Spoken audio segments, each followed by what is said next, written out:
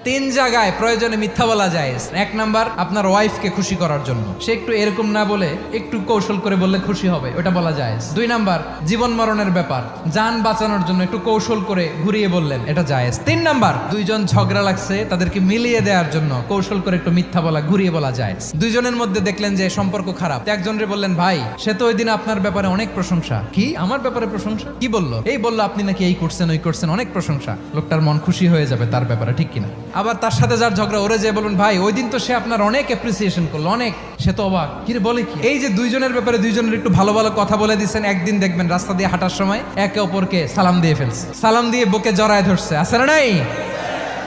আবার মিলমিশ হয়ে গেছে। কিন্তু আমাদের স্বভাব হইলো, দুই প্রতিবেশী যদি একসাথে বসে একসাথে হাঁটে, দূর থেকে দেখলে আমাদের জলে, আছে না নাই?